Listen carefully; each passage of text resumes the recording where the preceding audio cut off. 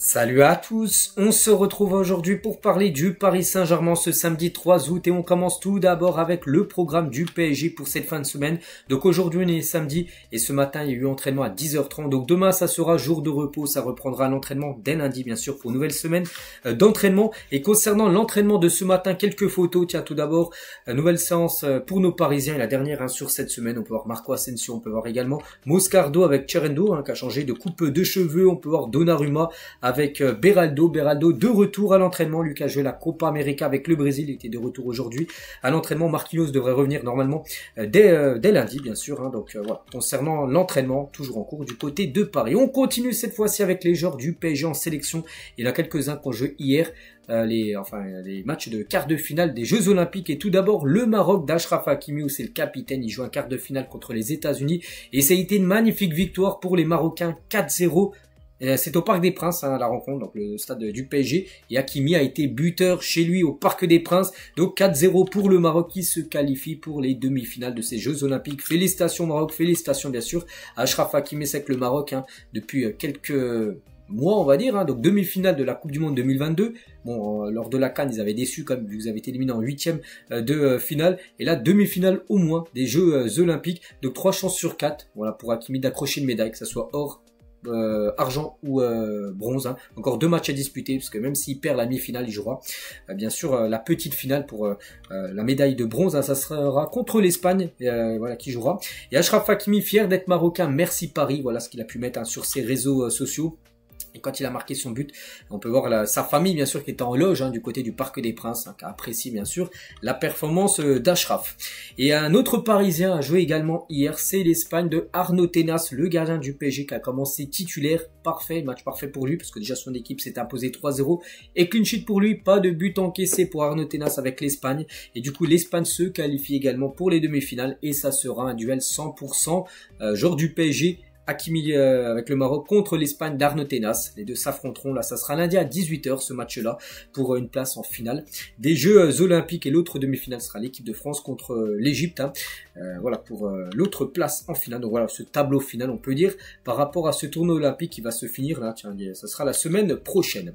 On continue toujours avec le Paris Saint-Germain, bien sûr le PSG judo. Vu que l'on parle un petit peu des JO, juste une petite parenthèse. Bon, ça parle pas de football, mais on félicite Teddy Riner, les gars, il appartient au Paris Saint-Germain judo. Et hier, il a remporté de nouveau une médaille d'or, sa 3e médaille d'or dans sa carrière. Exceptionnelle, bien sûr, Teddy Riner. On peut voir que Nasser était même présent, le président du Paris Saint-Germain, pour le sacre de Teddy Riner. Peut-être le plus grand judoka de l'histoire de la France. Et félicitations aussi à Romane Dicko, elle a remporté la médaille de bronze. Elle fait partie également de l'équipe du Paris Saint-Germain judo. On revient nous sur le football, bien sûr, avec le PSG. Et tout d'abord, cette déclaration de Rui Costa, qui est le président du Benfica, qui confirme le transfert de João Neves au PSG. Donc oui, j'avais dit qu'hier, normalement, ça devait se faire vendredi. Donc c'était soit vendredi, soit samedi. Donc voilà, normalement, c'est aujourd'hui, les gars. Moi j'attends, comme vous, que ça soit officiel. Tout le monde le dit, regardez, Rui Costa il a dit oui, tout est finalisé, c'est lui qui a dit ça. C'est triste de voir João Neves nous quitter, c'est un top joueur et un homme super, mais nous ne pouvons pas dire non à 70 millions d'euros, c'est simple, on ne peut pas dire non, et c'est pour ça qu'ils étaient obligés de le vendre tout simplement. Et voilà, l'annonce officielle les gars, c'est vraiment, ce serait incompréhensible que ça se fasse pas ce week-end. Ça va se faire. Il a déjà tout signé. Maintenant, on attend l'annonce officielle. Voilà, pour vraiment dire c'est officiel à 100%. C'est un nouveau joueur du PSG. Donc le Benfica ne pouvait tout simplement pas refuser ce montant. Le PSG le savait très bien. C'est pourquoi le PSG était très serein dans le dossier depuis le début concernant João Neves. Très belle opération. Si tout le monde est content. Donc bienvenue à João Neves dans ta nouvelle maison, le PSG. Et normalement, j'espère parce que depuis hier ou même avant-hier, je dis que normalement ça se fait. Voilà, ce jour-là. Là aujourd'hui samedi, normalement c'est bon les gars, regardez, tout le monde le dit. Voilà, regardez sur cet article-là de Pletigo, les annonces officielles des 2 transactions sont attendues aujourd'hui. Donc ça c'est une vidéo, enfin une info d'hier. Donc soit aujourd'hui, vendredi ou demain, donc samedi, aujourd'hui là, samedi. Donc voilà, rien à rajouter. Normalement, et on espère, on croise les doigts, ça sera enfin officiel. Et après le PSG pourra basculer sur un autre, sur son 3e transfert officiel. Après Safonov, João Neves qui est imminent 2e. Et après ce sera le 3e bien sûr qui sera imminent. Et concernant João Neves, donc João Neves efficace à la récupération mais également performant dans la conservation du ballon, la temporisation et enfin l'utilisation du ballon, il fait pas n'importe quoi. Autant de critères qui correspondent au mix parfait désiré par Luis Enrique à ce poste de numéro 6 pour la maîtrise du jeu. Donc là on peut voir en gros en gros les caractéristiques, voilà, comment dire, de João Neves. Bon, je vais pas tout citer, mais on peut voir à chaque fois où il est bon, où il est plutôt performant. Voilà, un joueur très complet qui débarque du côté de Paris. Et l'arrivée de João Neves au PSG ne se fait qu'à condition que le PSG se sépare aussi des indésirables. Par exemple, Carlos Soler et Ugarte, parce que ça fait un nouveau milieu de terrain, donc un milieu de terrain devrait au moins partir du club, hein, peut-être voir deux. Donc Ugarte toujours en partance pour Manchester United, et Carlos Soler devrait également quitter le club, donc lui il est plutôt annoncé du côté de la Real Sociedad. Concernant notre milieu aussi, Renato Sanchez, regardez, Renato, lui aussi c'est toujours pas été officialisé, peut-être ça sera officialisé, peut-être en même temps on peut dire dans peut-être la même demi-heure quand João Neves sera officiel au PSG. Regardez, Renato accompagne ce vendredi, c'était hier, l'équipe du Benfica au stade de l'Algarve, où les Aigles affrontent Fulham à 20h, c'était hier un match amical. Et il était même présent dans le bus, bon il n'a pas joué mais il était présent dans le bus, voilà, Renato, hein, du Benfica. Puis aussi c'est imminent, donc ça devrait être un prêt avec une option d'achat de 10 millions d'euros, et le PSG paiera quand même 100% de son salaire avec le prêt qu'il a la saison prochaine du côté du club du Benfica. Le président du Benfica sur Sanchez, il a dit c'est vrai que l'accord comprend une option d'achat, et rentré chez lui, il recevra l'affection que tous les fans, et je ne doute pas qu'il veut lui-même convaincre qu'il peut redevenir le Renato de 2016, hein, que nous connaissons tous, hein, à l'époque où c'était un crack avant qu'il aille au Bayern Munich, où il avait gagné l'Euro avec le Portugal, où il était au top de sa carrière, hein, alors qu'il était tout jeune. Voilà, ils espèrent retrouver cette version-là de Renato Sanchez. On continue avec Cerendur, hein, le Beşiktaş est intéressé par le milieu italien. Un accord a été trouvé avec le joueur. Les négociations avec le PSG se poursuivent concernant ce joueur qui a été prêté à Braga saison dernière. Donc il est revenu au PSG, il s'entraîne. Je peux vous montrer tout à l'heure une photo de l'entraînement de ce matin où il était présent. Donc c'est le Beşiktaş qui est intéressé par Cerendur. Concernant Xavi Simons, c'est attendu à Leipzig en fin de semaine, voire début de semaine prochaine. Donc là, soit samedi, dimanche, voire peut-être lundi. Donc le joueur parisien sera de nouveau prêté au Red Bull Leipzig, hein, sans option d'achat. Il retrouvera ses coéquipiers en fin de semaine pour la pré-saison. Donc voilà, tout est dit, les gars, il devrait de nouveau être prêté. Le PSG le vendra lors de l'été 2025 à un autre club. Donc pas d'option d'achat fixée sur Xavi Simons. Pourquoi? Parce qu'en gros le club ne pourra pas le lever tout simplement cette option d'achat, parce que le club n'a pas autant les moyens que par exemple un grand club comme le Bayern. Concernant le Bayern, parce qu'on va parler de ce joueur qui est pisté par le Bayern et le PSG, et Désiré Doué, c'est une confirmation, n'a pas encore donné de réponse sur son avenir, il n'a donc pas encore dit oui au Bayern, parce qu'il y a des rumeurs que le joueur a dit oui au Bayern, donc là c'était vraiment une catastrophe pour le PSG. Néanmoins, le Bayern a aujourd'hui une petite avance sur le PSG dans le dossier, d'après Fabrice Hawkins, d'après beaucoup de journalistes fiables, ils disent il n'a pas dit oui au Bayern, mais il aurait une préférence pour plutôt aller en Allemagne que rester en France à l'OPG. C'est pas une bonne nouvelle. Bien sûr, concernant le dossier Désiré Doué, on attend parce qu'actuellement toujours qualifié. Hein. Bon, il s'est qualifié hier avec l'équipe de France pour les Jeux Olympiques. Il a dit qu'il prendrait une décision définitive après les JO. Pour l'instant, on ne sait toujours pas. Mais voilà, ce serait peut-être le Bayern qui sera en avance dans le dossier. Mais pour l'instant, rien ne fait. Hein, c'est encore un grand espoir qui rejoigne le Paris Saint-Germain. Concernant Alvarez, donc lui, tout peut s'accélérer, parce qu'on a beaucoup parlé ces derniers jours par rapport à une arrivée, surtout qui s'est fait éliminer hier soir contre l'équipe de France, et actuellement en vacances. Et voilà, en ce moment même, hein, l'agent de Julian Alvarez voyage vers Paris pour rencontrer les dirigeants du PSG. Bon, après, il n'y a pas que le PSG, il y a le PSG et l'Atlético. J'ai vu que l'Atlético aussi fortement intéressé, donc lui aussi va devoir se décider, un peu comme Désiré Doué, hein, c'est pareil. Hein.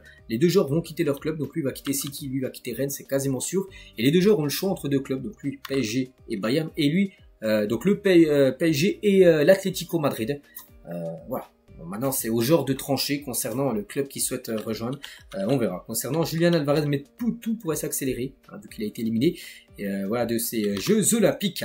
PSG Inside Actu, ils ont envoyé aussi quelques infos. Le PSG n'a pas dit son dernier mot pour Nico Williams. Hein. Le club n'a jamais eu vent que le joueur voulait rester à Bilbao. Ils vont faire une première offre en début de semaine. Luis Enrique fait tout son possible pour le convaincre de rejoindre le Paris Saint-Germain.